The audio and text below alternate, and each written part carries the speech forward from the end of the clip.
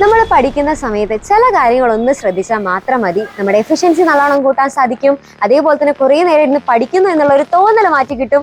പഠനം എന്ന് പറയുന്നത് ഭയങ്കര കഷ്ടപ്പാടായിട്ട് തോന്നാതെ നല്ല രസകരമായിട്ട് പഠിച്ചെടുക്കാൻ പറ്റും. മാത്രമല്ല നമ്മുടെ മാർക്ക് നല്ലോണം ഇമ്പ്രൂവ് ചെയ്യാനും നമുക്ക് സാധിക്കും. ഓക്കെ, അപ്പം അതിന് വേണ്ടിയിട്ട് എന്തൊക്കെ കാര്യങ്ങളാണ് ചെയ്യേണ്ടത് അല്ലെങ്കിൽ എന്തൊക്കെ കാര്യങ്ങളാണ് ശ്രദ്ധിക്കേണ്ടത് എന്നുള്ളത് നമുക്ക് നോക്കി നോക്കാം. അതിലേറ്റവും ഫസ്റ്റത്തെ കാര്യം, ഏറ്റവും ഇമ്പോർട്ടൻ്റ് ആയിട്ട് ശ്രദ്ധിക്കേണ്ടത്, പലർക്കുള്ളൊരു മിസ്കോൺസെപ്ഷൻ ആണ് കുറേ നേരം ഇരുന്ന് പഠിച്ചാലാണ് നല്ല മാർക്ക് കിട്ടുക എന്നുള്ളത്. അതിൽ ശരിക്കും പറഞ്ഞാൽ വലിയ സംഭവമൊന്നുമില്ല. അതായത് കുറേ നേരം ഒരേ ടോപ്പിക് തന്നെ അല്ലെങ്കിൽ ഒരേ സബ്ജക്റ്റ് തന്നെ ഇരുന്ന് പഠിച്ച് രാവിലെ തൊട്ട് വൈകുന്നേരം വരെ ഇരുന്ന് ഇങ്ങനെ ഒരേ സാധനം തന്നെ പഠിച്ചിരുന്നു കഴിഞ്ഞാൽ അതിൽ പ്രത്യേകിച്ച് ഗുണമൊന്നും നമുക്ക് കിട്ടാൻ പോകുന്നില്ല. അപ്പം നമ്മൾ എന്ത് ചെയ്യണം? ഒറ്റ സ്ട്രെച്ചിന് ഇരുന്ന് പഠിക്കാതെ ഇങ്ങനെ കറക്റ്റ് ഒരു 20 മിനിറ്റ്സ് ഇങ്ങനെ ബ്രേക്ക് എടുത്ത് പഠിക്കുക. അതായത് ആദ്യത്തെ ഒരു 20 മിനിറ്റ്സ് പഠിക്കുക, എന്നിട്ട് ഒരു 5 മിനിറ്റ്സ് ബ്രേക്ക്, ദെൻ അതിനുശേഷം ഒരു 20 മിനിറ്റ്സ് പഠിക്കുക, ഒരു 5 മിനിറ്റ്സ് ബ്രേക്ക്, അങ്ങനെ എന്ത് ചെയ്യണം? ബ്രേക്ക് എടുത്തിട്ട് വേണം പഠിക്കാനായിട്ട്. പിന്നെ രാവിലെ തൊട്ട് വൈകുന്നേരം നമ്മൾ ഒരേ സബ്ജക്റ്റ് തന്നെ പഠിച്ചിരിക്കാതെ എന്ത് ചെയ്യണം? വേറെ സബ്ജക്റ്റുകൾ പഠിക്കണം. ഓക്കെ, എന്നാലാണ് നമുക്ക് നല്ലോണം വേഗം നമുക്ക് ഗ്രാസ്പ് ചെയ്ത് എടുക്കാനായിട്ട് സാധിക്കുള്ളൂ. ഒരേ സാധനം തന്നെ കുറേ നേരം ഇരുന്ന് പഠിച്ചുകൊണ്ടിരുന്നു കഴിഞ്ഞാൽ കുറേ നമ്മുടെ സമയം വെറുതെ പോയി കിട്ടുന്നല്ലാതെ നമുക്ക് നല്ലൊരു ഇമ്പ്രൂവ്മെന്റ് നമ്മുടെ പഠനത്തിൽ ഉണ്ടാക്കിയെടുക്കാനായിട്ട് സാധിക്കില്ല. പിന്നെ രണ്ടാമത്തെ കാര്യം എന്ന് പറയുന്നത്, നമുക്ക് പലർക്കും ഒരു ശീലമാണ് കാണാപ്പാഠം പഠിക്കാന്നുള്ളത്. പ്രത്യേകിച്ച് ചിലപ്പോൾ ഈ ബയോളജി അല്ലെങ്കിൽ അങ്ങനത്തെ ബേസിക് സയൻസ് അങ്ങനെയുള്ള കുറച്ച് സബ്ജക്റ്റുകളാണ് കാണാപ്പാഠം പഠിക്കൽ കുറച്ച് കൂടുതൽ. അപ്പോൾ എന്ത് ചെയ്യണം? ഒരിക്കലും കാണാപ്പാഠം പഠിക്കരുത്.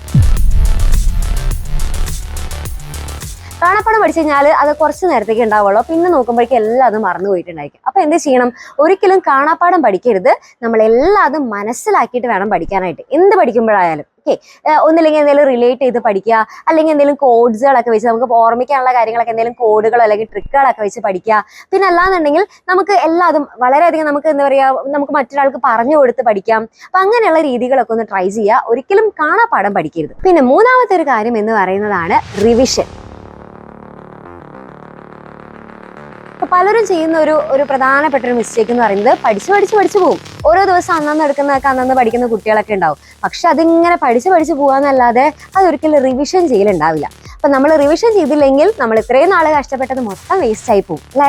അപ്പോൾ ലാസ്റ്റ് നിങ്ങൾക്ക് കഴിഞ്ഞ വർഷമൊക്കെ അനുഭവം ഉണ്ടായിരിക്കില്ലേ, നമ്മൾ ലാസ്റ്റ് എക്സാമിന്റെ സമയത്ത് ഒന്നും ഓർമ്മയില്ലാതെ ടെൻഷൻ അടിച്ച് പഠിച്ചവരായിരിക്കും നമ്മൾ അല്ലേ. അപ്പൊ അങ്ങനെയുള്ള പ്രശ്നങ്ങളൊന്നും ഇപ്രാവശ്യം നമ്മൾ ഉണ്ടാക്കരുത്.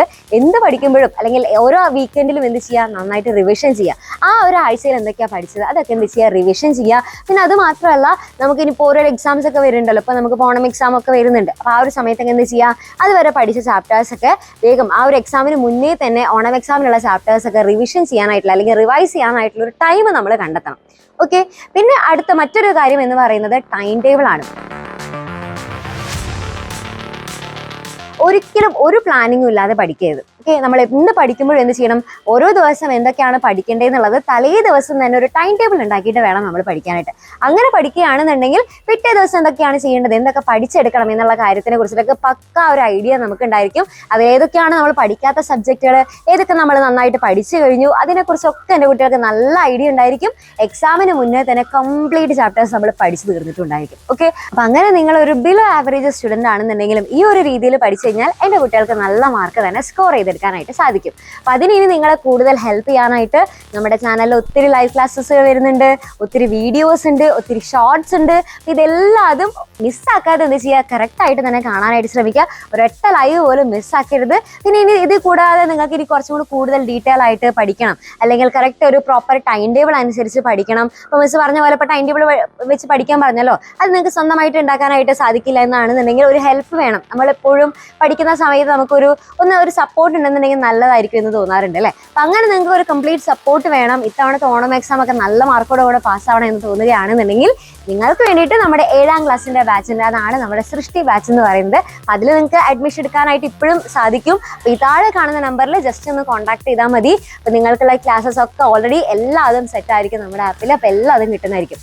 ഓക്കെ, അടിപൊളിയായിട്ട് ഇനി പഠിക്കുക. അപ്പം മിസ് ഇപ്പേ പറഞ്ഞുള്ള മിസ്റ്റേക്കുകളൊന്നും ഇനി ആവർത്തിക്കാതിരിക്കാനായിട്ട് ട്രൈ ചെയ്യുക. ഓക്കെ, ഇതെല്ലാവരും ഒന്ന് ചെയ്തു നോക്കും എന്നാണെന്നുണ്ടെങ്കിൽ അല്ലേ, നമ്മൾ ഇനി മുതൽ ഇത്തവണ നമ്മുടെ ഓണം എക്സാമിലെ ലക്ഷ്യമിട്ടുകൊണ്ട് നമ്മൾ പഠിക്കുകയാണ് അല്ലേ. അപ്പം എന്ത് ചെയ്യുക? ഇത്തവണ നമ്മൾ അടിപൊളിയായിട്ട് സെറ്റാക്കുക. അപ്പം നിങ്ങൾ എല്ലാവരും റെഡി ആണെന്നുണ്ടെങ്കിൽ റെഡി മിസ് എന്ന് എന്ത് ചെയ്യുക? താഴെ കമൻറ്റ്.